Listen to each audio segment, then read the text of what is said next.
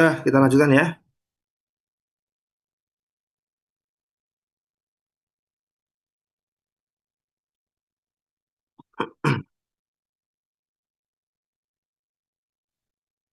Tugas saya kemarin sudah dikerjakan belum?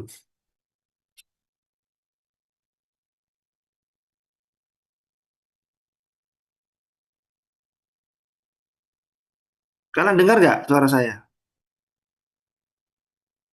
Iya, Bapak. Sudah dikerjakan belum?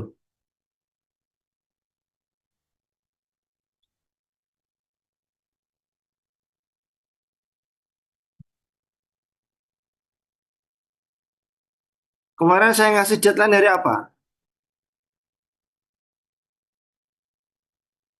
Tugas yang heat exchanger itu ya, Pak? Ya, perancangan. Kemarin tuh deadline-nya sebentar, Pak. Tanggal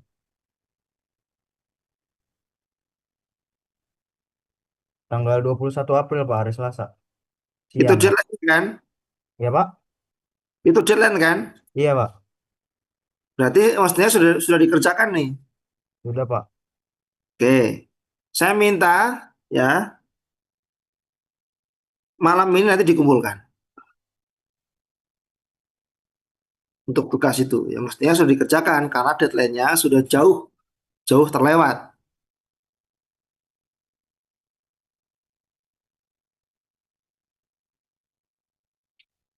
Baik, malam ini kita akan mendiskusikan HE jenis yang lain yang lebih besar bentuknya, lebih banyak dipakai, yaitu HE Salencup.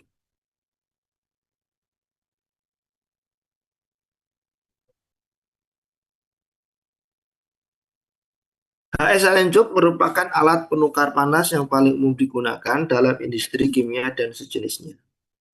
Kelebihan dari HE jenis ini adalah konfigurasi memberikan luas permukaan perpindahan panas per satuan volume yang lebih besar. Mempunyai susunan mekanik yang baik, dapat digunakan pada berbagai tekanan operasi, menggunakan teknik fabrikasi yang mapan, dapat dibangun dari berbagai bahan konstruksi, mudah dibersihkan, prosedur desain yang mapan. Pada dasarnya sel encup heat exchanger atau HE jenis sel encup terdiri dari seikat cup yang tertutup dalam cangkang silinder atau yang disebut dengan sel. Ada baffle di situ di dalam sel untuk mengarahkan aliran dan mendukung cup, mensupport cup supaya tidak terjadi getaran yang menyebabkan cup itu patah. Gambaran sederhananya seperti ini. Ini adalah HE salen cup. Jadi yang kecil-kecil ini cup. Cup ini diikat oleh cup sheet ya. Jadi ini cup, terus ini cup sheet, diikat oleh cup sheet. Selain cup, di sini juga ada cup itu dimasukkan ke dalam cangkang yang disebut dengan sel. Fluida mengalir di dalam sel. Kalau menurut gambar ini polanya seperti ini, ya, ini seperti ini. Ada yang mengalir di dalam cup. Ini dalam cup. Jadi ini sel, ini cup. Lalu di sini ada baffle. Ini baffle. Baffle ini berfungsi untuk mengarahkan aliran supaya fluida di dalam sel itu memiliki waktu tinggal yang lebih lama. Kalau tidak ada baffle, maka fluida akan langsung lurus, dia langsung keluar. Tapi kalau ada baffle, maka fluidanya itu memiliki waktu tinggal yang lebih lama, sekaligus menjaga supaya tidak terjadi patah di cup karena getaran.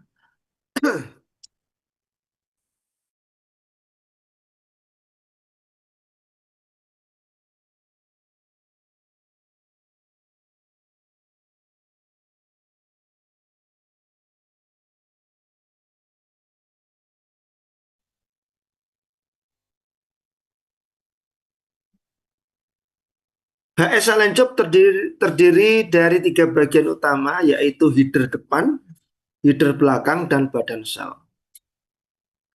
Masing-masing bagian ini telah distandarisasi oleh tema Tubular Exchanger Manufacture Association dan dapat diidentifikasi dengan karakter alfabet. Heat exchanger cell and job ditunjuk dengan menggunakan sebutan header depan, badan sel, dan header belakang. Misalkan dia disimbolkan dengan karakter alfabet, contoh BEM, AEM, dan NEN, dan lain-lain. Contoh, ini adalah header depan, ini badan sel, ini header belakang. Kombinasi header depan, badan sel, dan header belakang inilah dicirikan dengan kombinasi alfabet. Jadi misalkan HE jenis BEM, maka nanti kombinasinya ini, header depannya B, badannya E, header belakangnya M. Misalkan AES, AES itu berarti bagian header depannya ini, badan selnya ini, header belakangnya ini.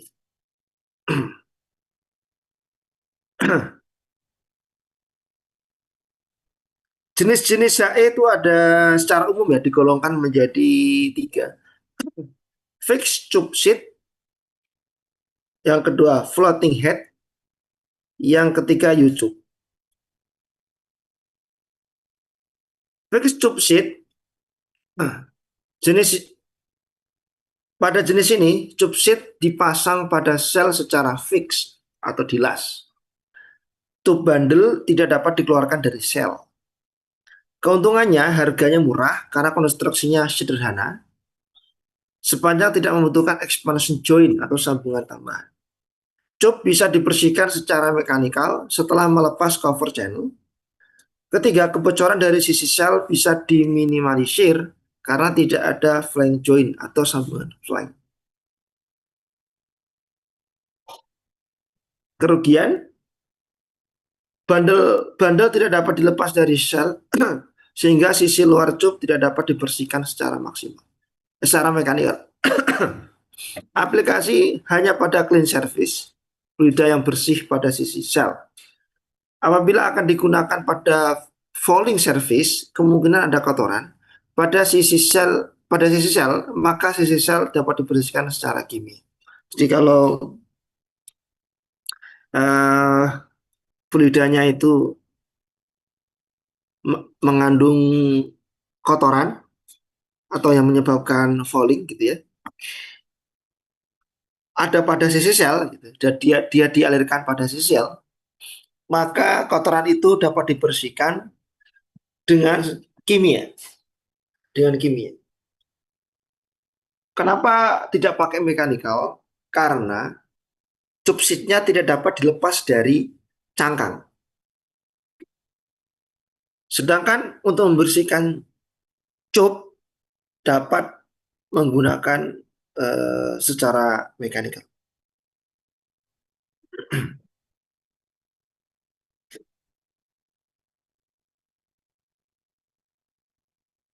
Ini gambar penampang dari fixed tube sheet.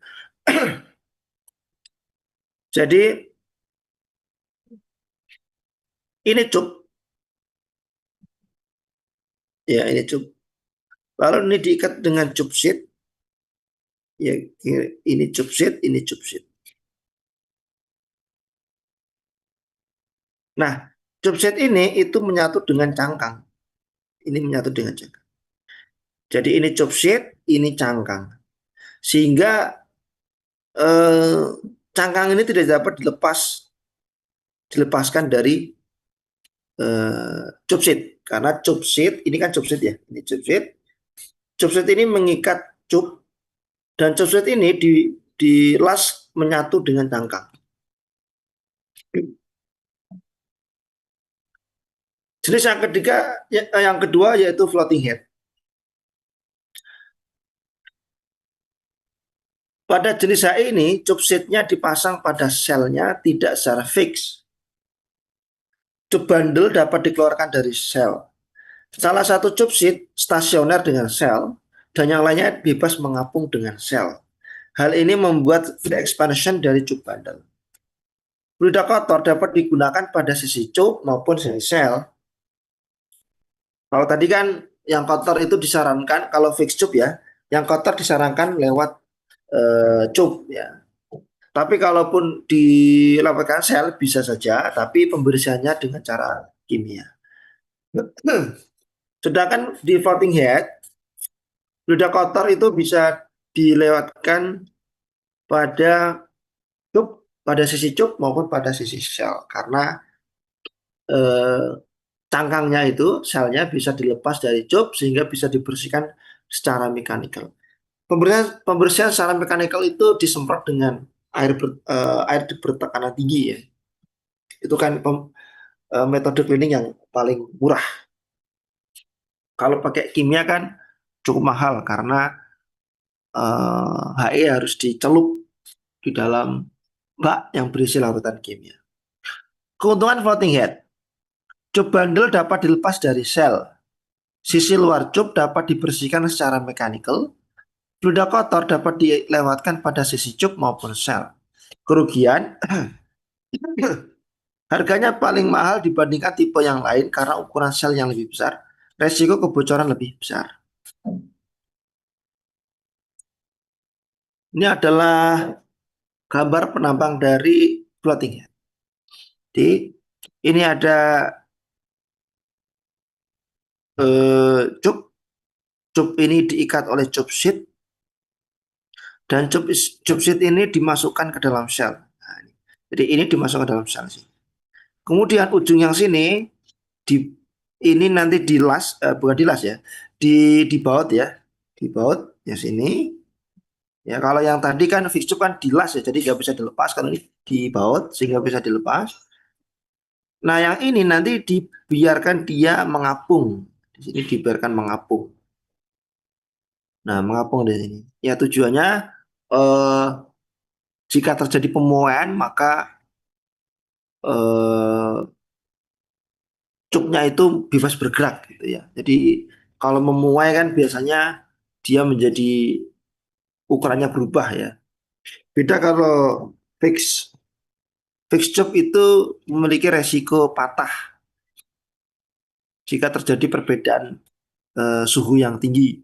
Tapi kalau floating head terjadi perbedaan suhu yang tinggi memungkinkan terjadi perubahan perubahan panjang dari cup sehingga tapi itu bisa diakomodir karena eh, cup sheet yang salah satunya itu ya ini kan fix ya, fix maksudnya di scrub, yang ini dibiarkan dia mengapung, makanya disebut floating head. Jenis yang ketiga yaitu YouTube. Jenis HE dengan hanya satu cup sheet yang terletak pada ujung channel. Keuntungan bundle dapat meredam atau mengerut jika ada perbedaan tegangan. Bagian luar dari cup bisa dibersihkan, cup bundle bisa dilepas. Kerugiannya, bagian dalam dari cup yang berbentuk U tidak dapat dibersihkan secara efektif, memerlukan drill shaft yang fleksibel untuk membersihkannya. Fluida yang kotor sebaiknya tidak dialirkan melalui cup. Jadi seperti ini jenis U-cup, eh, ada pipa bagian cup ya. Nah pada ujungnya ini dia ada terusannya ya. Jadi ada bentuk pipa berbentuk U. Kalau yang big cup kan di sini cup sheet, di sini cup sheet, di sini nggak ada pipa U-nya. Begitu juga dengan floating head. Tapi kalau U-cup ini cirinya dia ada U-nya. Kalau dilepas dari cangkang gambarnya seperti ini. Jadi ini ada U beloknya.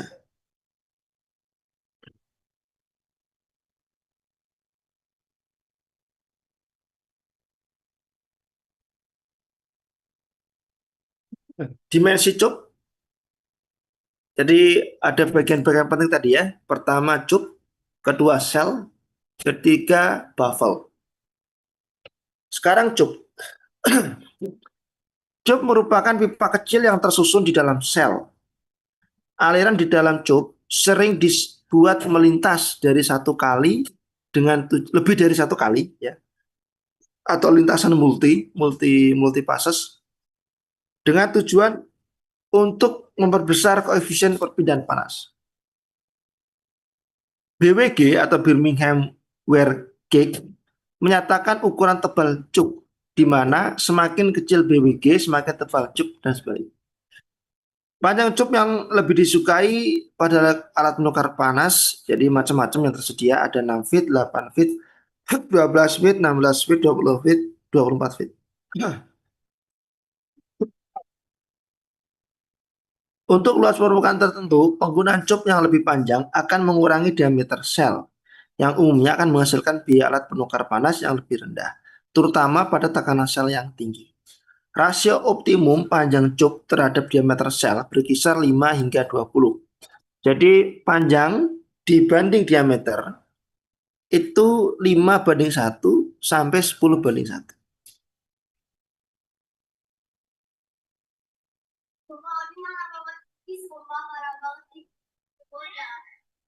Tabel tabel 10 ini saya ambil dari buku Karen. Di sini eh, ter terlihat ukuran dari cup ya, cup yang bisa dipilih.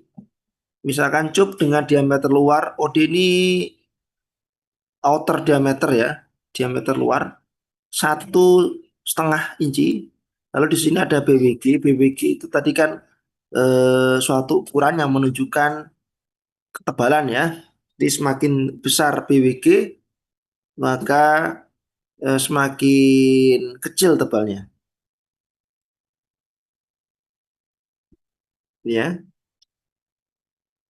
jadi semakin kecil BWG tebalnya semakin besar. Semakin besar BWG tebalnya semakin kecil. Lalu ini diameter dalam, ini flow area per cube. Ini dihitung dari luas lingkaran, dihitung dari ini ya, menggunakan diameter dalam.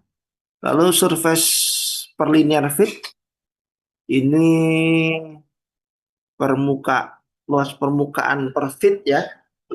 Jadi seperti luas selimut tabung. Ini yang offset menggunakan diameter luar, yang ini inset menggunakan diameter dalam. Dan ini berat per linear feet.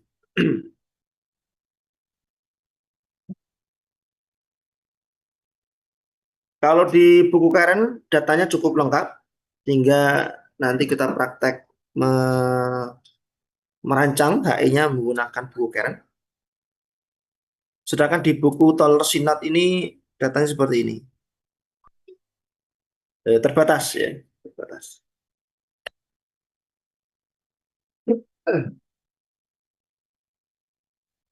Kemudian ada lintasan ya, lintasan di cup. Tadi sudah saya sampaikan bahwa seringkali lintasan di cup itu dibuat lebih dari satu atau multi passes, lintasan banyak.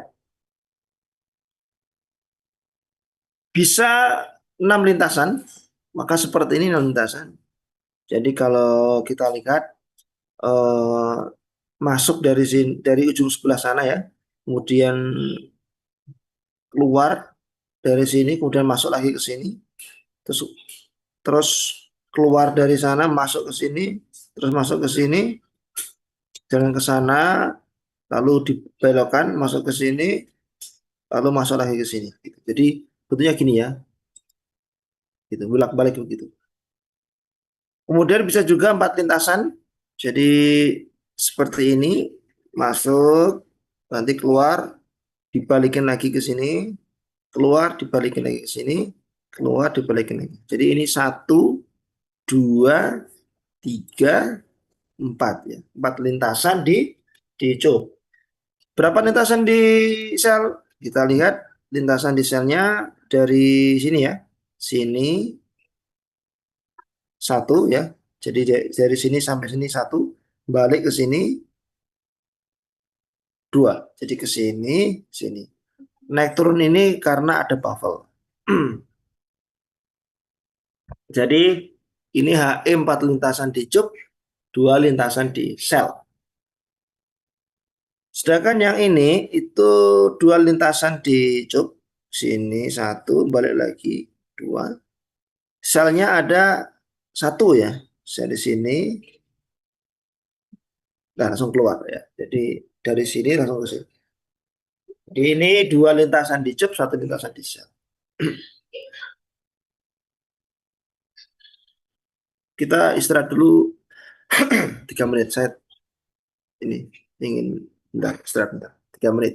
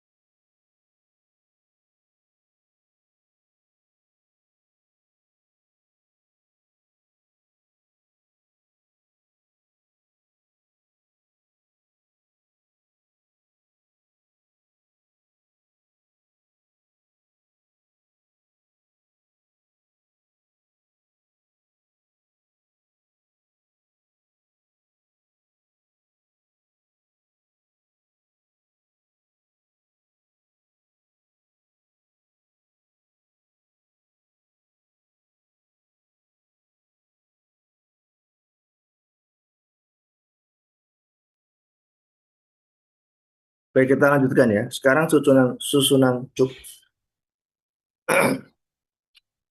Susunan cup itu susunan cup ada tiga ya. Ada ada banyak sepertinya. Ada yang bentuknya seperti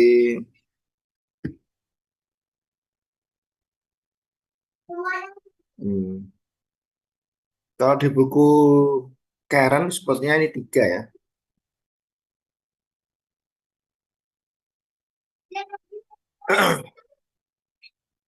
Pertama berbentuk square.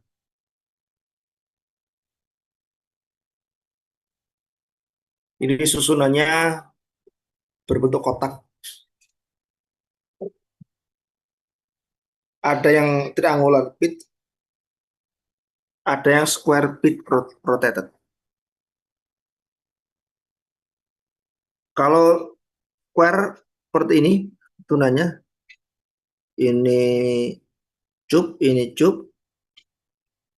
dia kotak seperti ini. Kalau triangular segitiga, ya.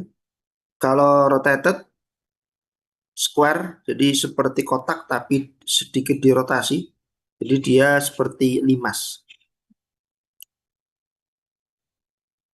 Susunan triangular memberikan nilai perpindahan panas yang lebih baik dibandingkan susunan square dan rotated square karena dia lebih rapat, ya, lebih rapat. Susunan triangular memberikan turbulensi yang lebih tinggi karena rapat itu maka alirannya menjadi turbulen, lebih turbulen. Susunan triangular menghasilkan penurunan tekanan yang lebih tinggi, ya. Jadi menghasilkan turbulen yang lebih tinggi karena rapat itu juga menyebabkan penurunan tekanan yang lebih tinggi. Susunan square dan rotated square digunakan untuk fluida yang memiliki atau berpotensi menghasilkan falling. Jadi kalau kita ada fluida yang dialirkan di sisi sel, lalu susunannya itu triangular, maka berpotensi falling akan menyumbat di sini ya, mudah terbentuk falling. Jadi kalau fluidanya itu berpotensi menghasilkan falling, maka lebih baik susunan dari cupnya itu square ya. Dia longgar, lebih longgar. Jadi falling tidak mudah terbentuk. Soalnya kalau pakai ini maka falling akan mudah terbentuk karena rapat. Kemudian susunan square dan rotated square memungkinkan jumlah cup yang terpasang lebih sedikit.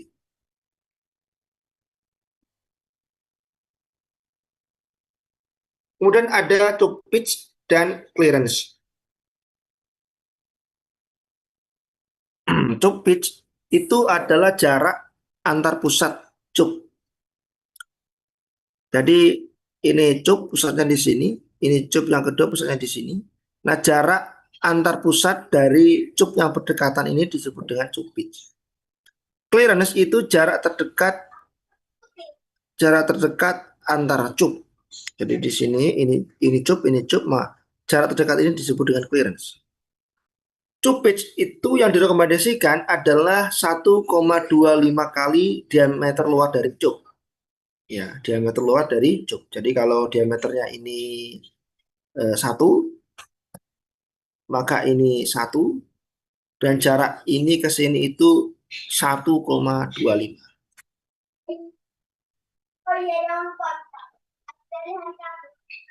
Jadi misalkan diameter oke. Diameternya ya, diameter ini satu, ya ini satu, maka dari sini ke sini 1,25. Sehingga dari sini ke sini itu kalau ini dari sini ke sini 1, maka ini 0,5. Dari sini ke sini ini 1, maka dari sini ke sini 0,5. 0,5, 0,5. Maka ini kira-kira 0,25.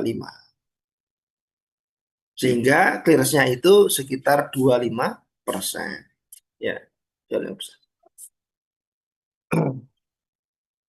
Clearance-nya tidak lebih besar dari 25%, ya.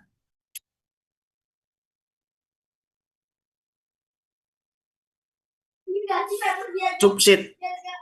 Cup sheet berfungsi merangkum semua cup. Cup cup HE cup artinya eh, HE yang selain cup itu ya. Dengan cup yang lurus artinya bukan yang U-cup, cup yang HE yang jenisnya fixed cup sama floating head umumnya menggunakan dua buah cup sheet. Kita coba lihat lagi.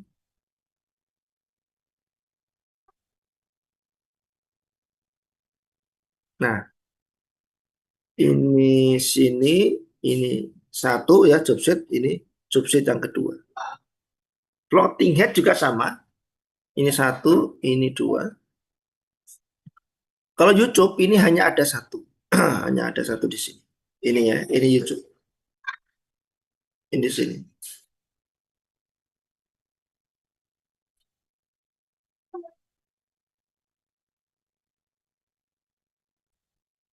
Untuk jenis yang YouTube digunakan satu job sheet ya. Jadi yang berbentuk lurus atau tidak ada U-nya. Contohnya HE job sheet sama HE floating head memiliki dua job sheet ya. Untuk yang HE berbentuk U hanya ada satu buah job sheet.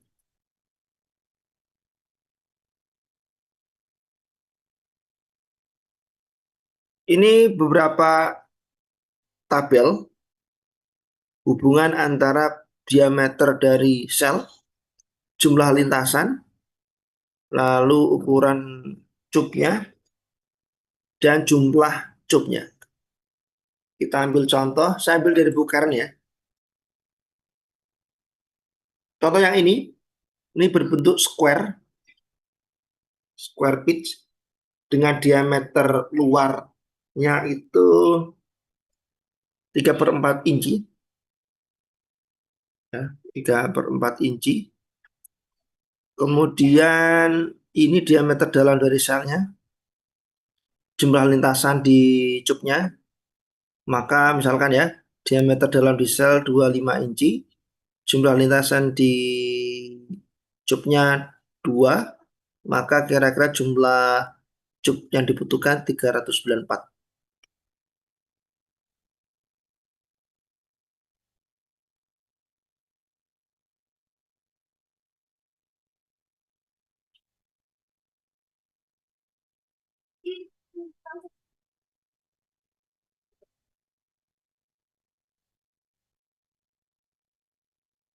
Kemudian bagian yang kedua yaitu sel.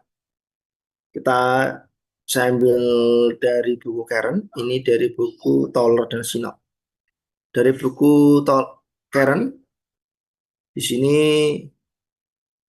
ini sama ya, sama dengan yang kita pakai untuk merancang HE double pipe tabel 11.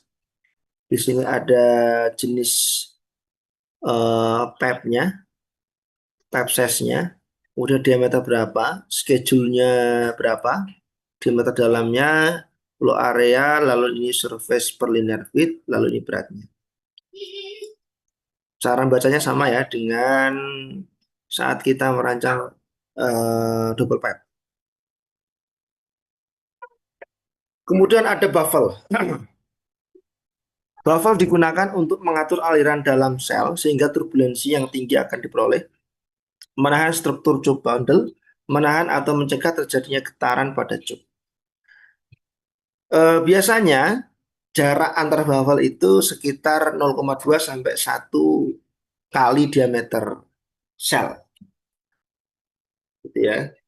Dan yang optimal itu sekitar 0,3 sampai 0,5 diameter. Jadi yang diperbolehkan itu 0,2 sampai 1 kali diameter sel, yang optimum itu 0,3 sampai 0,5 kali diameter sel.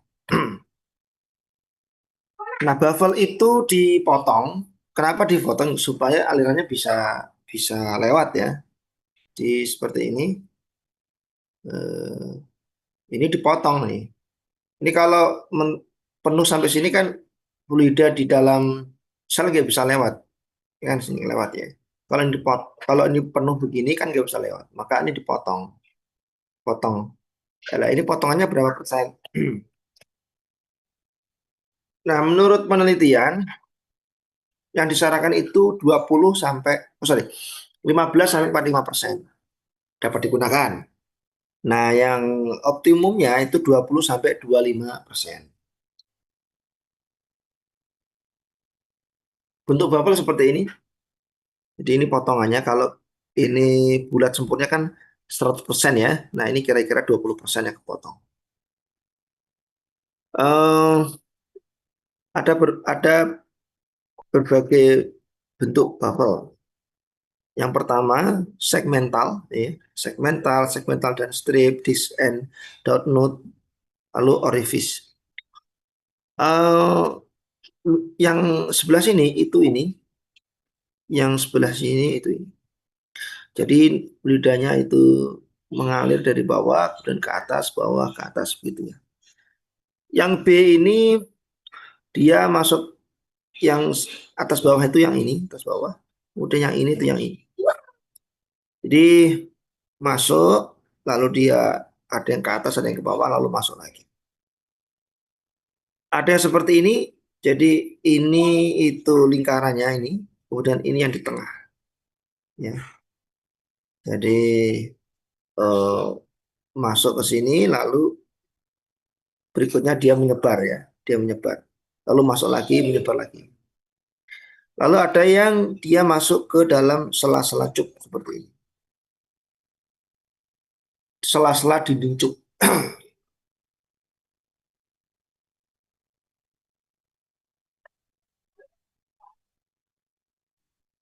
Dan ada tie rod dan spacer berfungsi untuk mengikat sistem bubble plate menjadi satu dan tetap berada pada posisinya.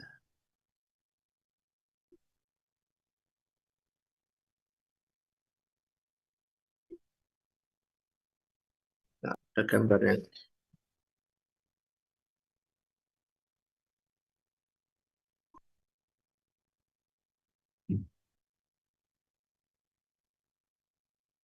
Hmm. Nah,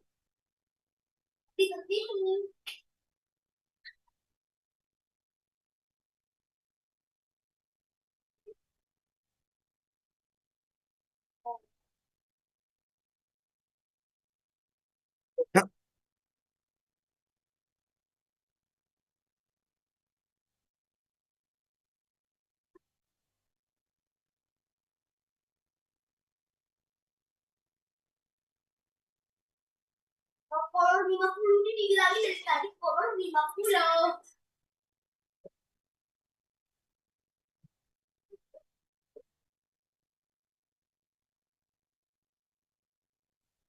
Mau kipas gak sih? Mau kipas?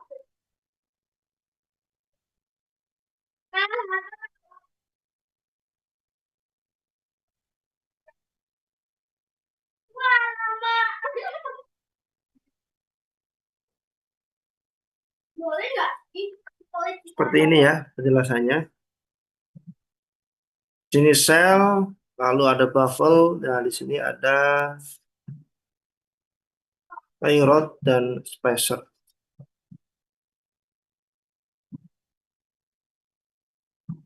Ini baffle dipotong begini.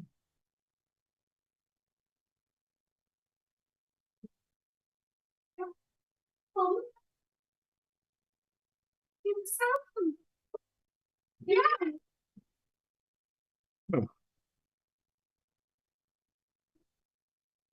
Nomor 10 sini ya.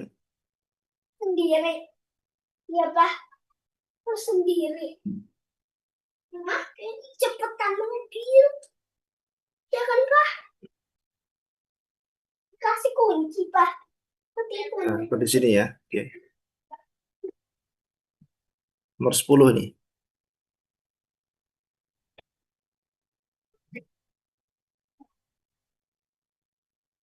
Polos banget. Kemudian penentuan fluida yang dialirkan di sel dan di cup. Kalau sifatnya korosi, fluida yang lebih korosi disarankan dilewatkan di dalam cup yang falling itu disarankan juga melalui cup yang lebih falling ya. Kemudian untuk fluida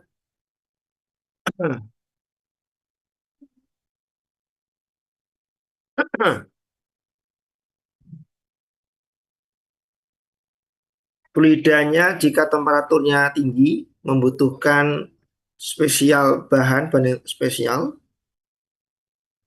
Tempatkan temperatur yang lebih tinggi di dalam cup.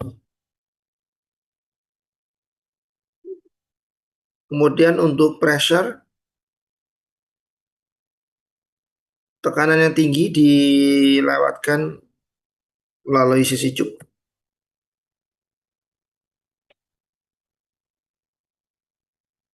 Kemudian untuk pressure drop yang sama,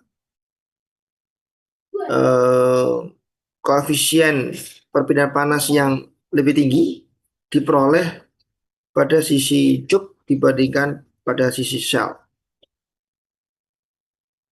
Dan fluida yang pressure drop-nya lebih rendah ditempatkan di sisi cup. Kemudian untuk viskositas, yang viskos itu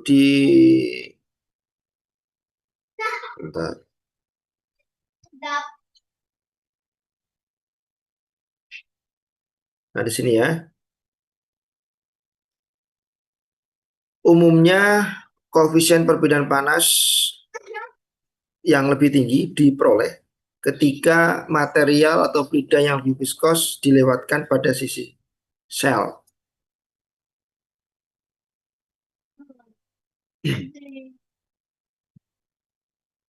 Karena pada sisi shell nanti alirannya lebih turbulen karena kan kalau lewat sisi shell akan melewati susunan cup.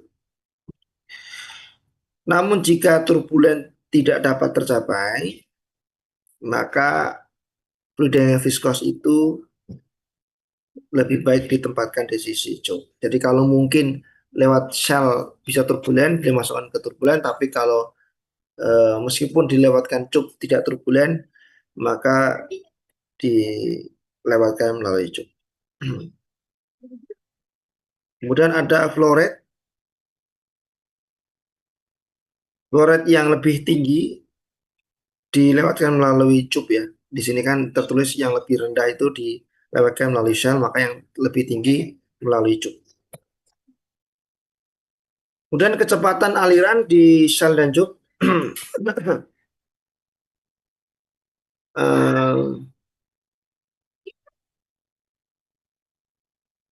kecepatan yang tinggi akan memberikan koefisien perpindahan panas yang tinggi. Tetapi penurunan tekanan yang tinggi pula. Kecepatan harus pas ya, karena kalau kecepatan terlalu rendah menyebabkan falling atau padatan yang terkandung di dalam fluida ini mengendap di tengah jalan. Jadi kalau kita punya fluidanya mengandung padatan, kalau alirannya itu terlalu rendah, maka padatan itu akan terburu mengendap. Tapi kalau kecepatannya terlalu tinggi, menyebabkan erosi atau penggerusan dari dinding cup ya, dinding cup atau dinding sel atau dinding di mana panas itu berpindah. Untuk fluida yang berbentuk cairan, pada sisi cup disarankan 1 sampai 2 meter per second. maksimal 4 meter per second jika dibutuhkan untuk mengurangi fouling. Jika jenis peludanya air 1,5 sampai 2,5 meter per second. Di sisi sel itu 0,3 sampai 1 meter per second.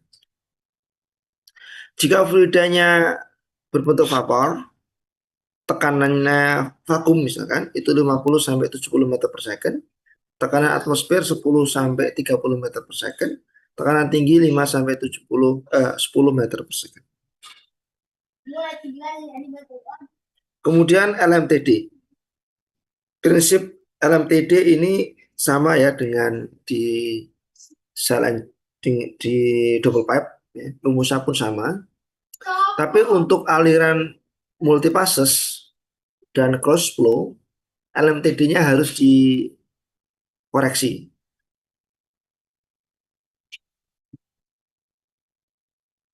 Q itu rumusnya UA kalikan delta T.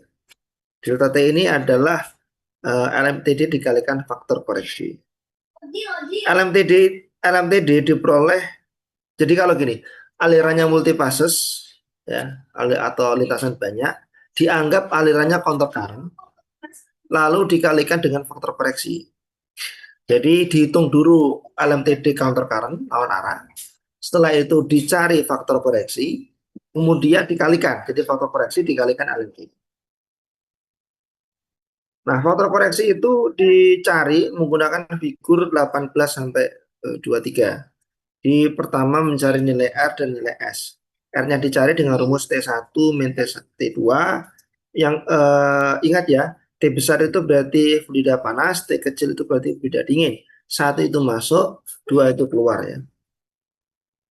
Jadi setelah dicari R dan S maka kita bisa mencari faktor koreksi. Misalkan S-nya 0,5 lalu R-nya 1,2, maka tarik saja ke atas sampai sini ketemu garis 1,2, lalu tarik ke kiri. Ini adalah faktor koreksi. Nah, faktor koreksi ini dikalikan dengan LMTD untuk mendapatkan LMTD multipasses.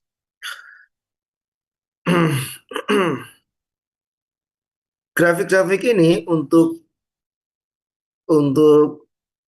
jenis lintasan itu berbeda-beda. Grafik ini untuk satu lintasan di sel, dua lintasan atau lebih, dua atau lebih lintasan di cup ya. Gambar ini. Untuk gambar ini itu dua lintasan di sel, 4 atau lebih lintasan di cup. Gambar ini 3 lintasan di sel, 6 atau lebih lintasan di cup. Jadi beda-beda grafik yang dipakai untuk mencari faktor koreksi. Ini 4 lintasan di sel, 8 atau lebih lintasan di cup. Ini 5 lintasan di sel, 10 atau lebih lintasan di cup. Yang ini 6 lintasan di sel, 12 atau lebih lintasan di cup.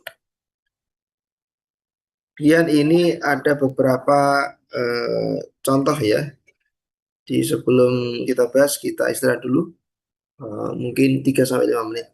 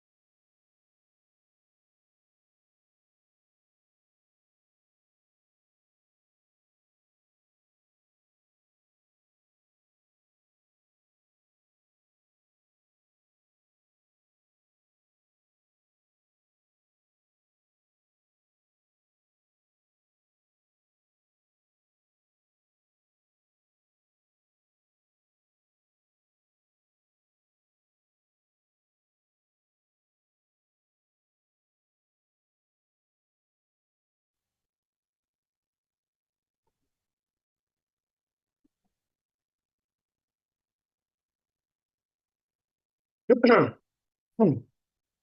kita lanjutkan ya.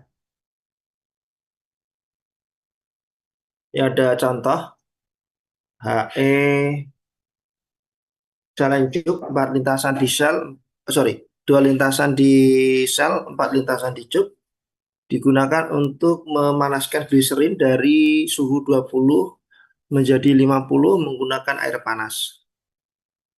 Kemudian diameter cupnya itu 2 cm diameternya. Sebentar. Oke. Jadi gliserin itu dari 20 ke 50, air panas itu dari 80 keluar 40. Air panas itu dilewatkan melalui melalui cup ya, dengan diameter 2 cm dan tebalnya tipis. Panjang cup 60 meter. Kemudian koefisien perbedaan panas konveksi 25 watt per meter persegi. Nah, derajat Celcius ya. Kemudian di sisi sel atau gliserin 160 watt per meter persegi derajat Celcius yang masuk melalui cup.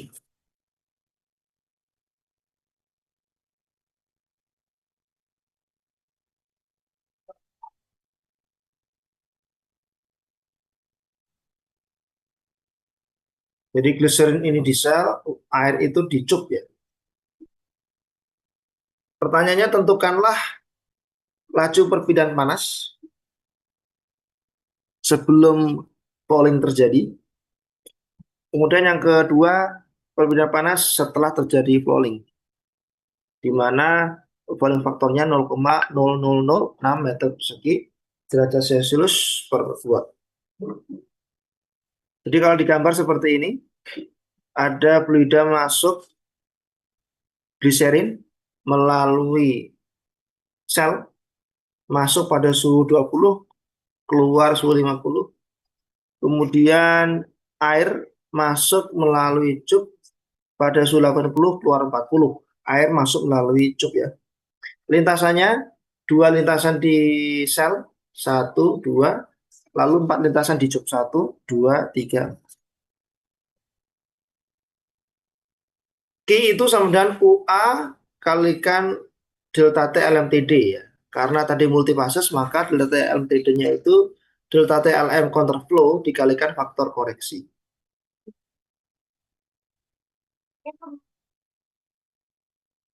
Pertama, dihitung dulu delta T LMTD pada counterflow, diperoleh 24,7. Setelah itu dicari faktor koreksi.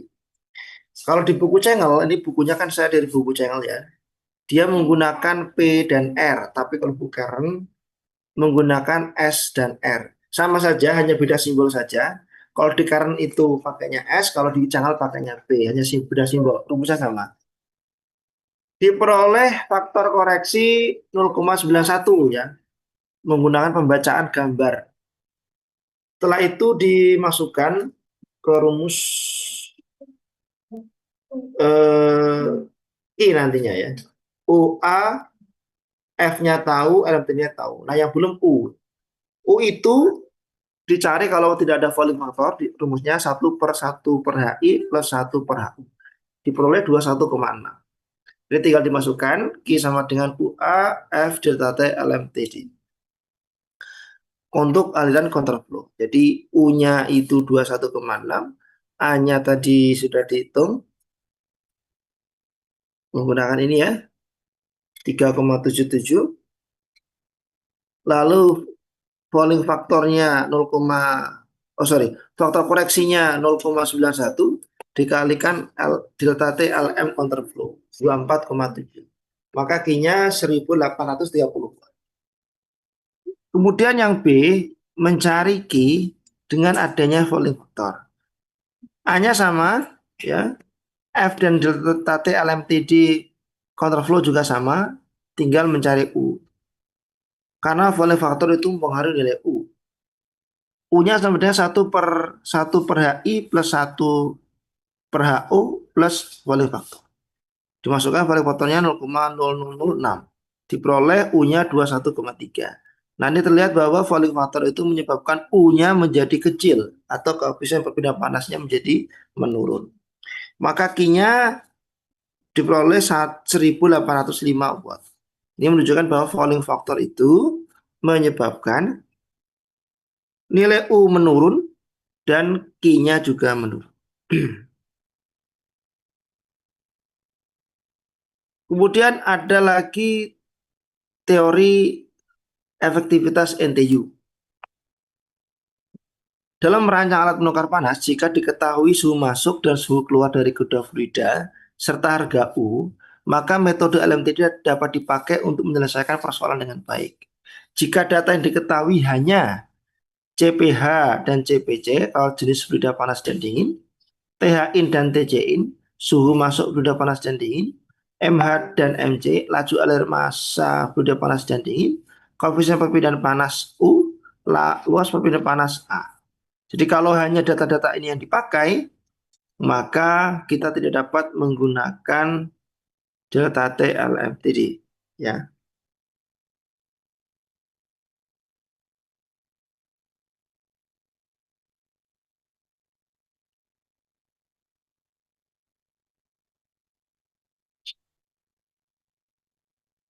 Karena di sini tidak ada TH out, ya. Kecuali kalau ada TH out kita bisa pakai. Karena kalau pakai Q ini kan butuh TH out, ya, atau TC out. Nah, sedangkan data yang tersedia seperti ini. Maka kita pakai efektivitas NTU. Nah, efektivitas NTU ini ditemukan oleh Kay dan London pada tahun 1955. Jadi efektivitas yaitu Q per Qmax. Q adalah aktual heat transfer rate. Qmax adalah maksimum kemungkinan laju perpindahan panas maksimum, ya. Jadi laju perpindahan panas maksimum yang mungkin tercapai. Qmax itu rumusnya C min kalikan TH in min TC in, di mana C min itu diperoleh antara CH dan CC. Jadi kita hitung dulu CH sama dengan MH kali CPH, CC yaitu MC kali CPC. Mana yang lebih kecil itu adalah C min. Nah, setelah dapat C min baru kita kalikan TH in min TC in. Itu adalah Qmax, ya.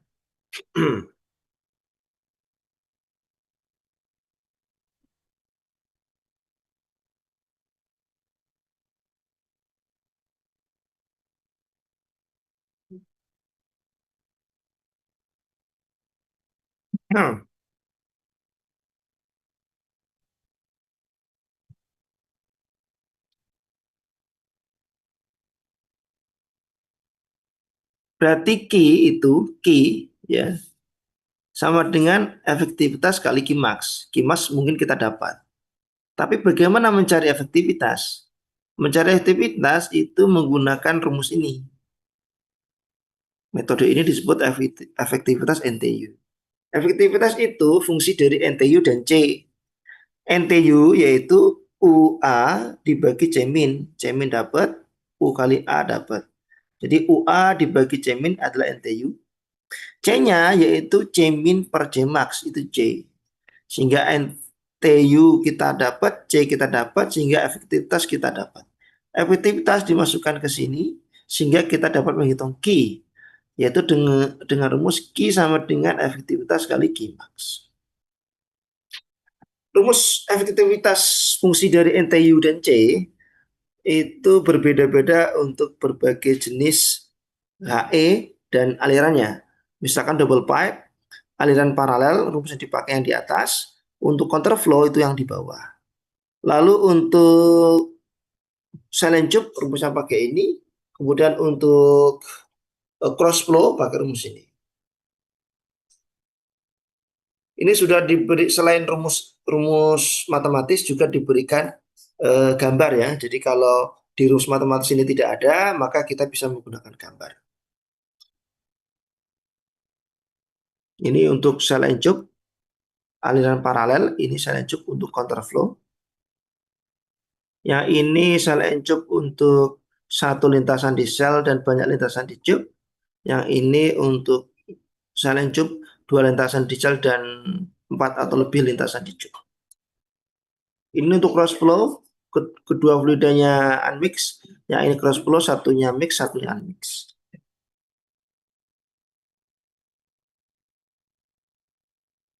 Ini ada contoh untuk menghitung efektivitas NTU. Jadi ada HE, satu lintasan di sel, 8 lintasan di cup.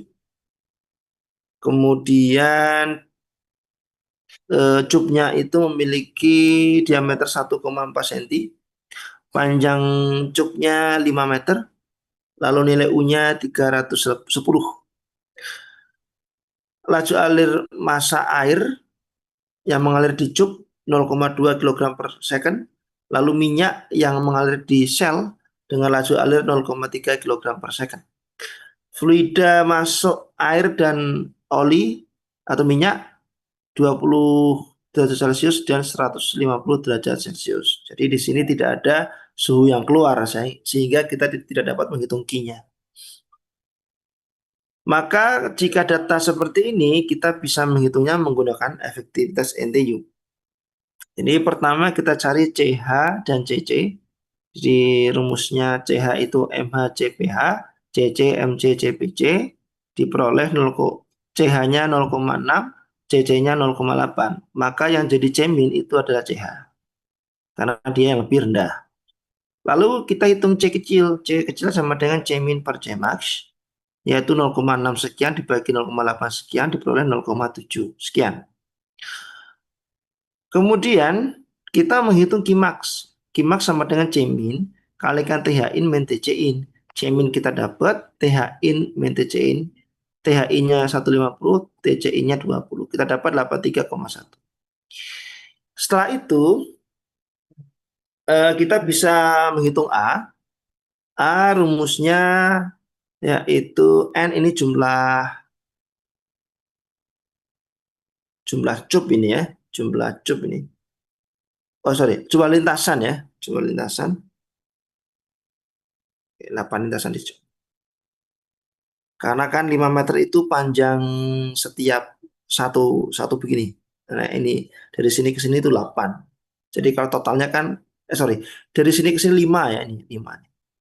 5. Jadi ini 5, 5, 5, 5, 5, 5, 5. Maka di sini 8 kali 5.